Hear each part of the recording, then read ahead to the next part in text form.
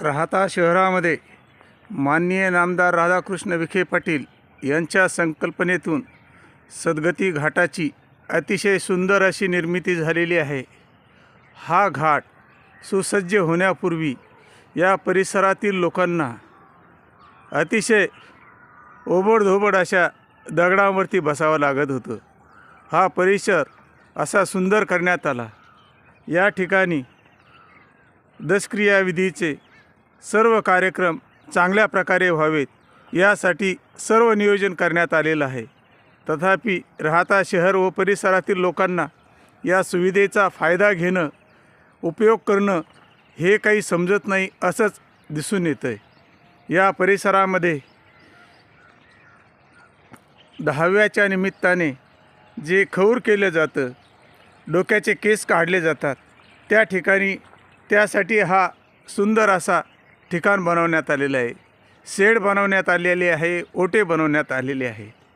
या ठिकाणी जे बांधव हे खौर करण्याचं काम करतात, त्यांनी ते केल्यानंतर जर प्रत्येकाने आपली जबाबदारी समजून असणारे जी केस आहेत ते उचलून या बॅरलमध्ये जर टाकले तरीही या ठिकाणी खराब होणार नाही, अस्वच्छता वाढणार नाही।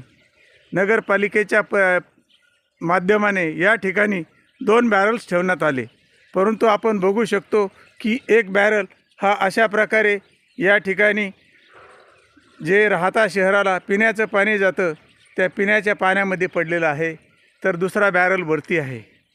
दुःखाची गोष्ट अशी की सर्व नाभिक बांधवांनी व ज्या कुटुंबाचा कोणाचा हा दशक्रिया विधी असतो त्या नागरिकांनी जर सतर्क राहून जबाबदारीने ह्या गोष्टी करायचं ठरवलं तर निश्चितच हे केस पिण्याच्या पाण्यामध्ये जाणार नाही।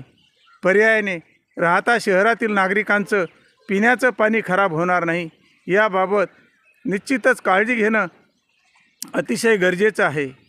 राहता नगर परिषदेचे कर्मचारी या ठिकाणी जे बॅरल्स ठेवण्यात आलेले आहेत ते वेळोवेळी येऊन उचलून नेऊ शकतात, परंतु तसं काही होत नाही।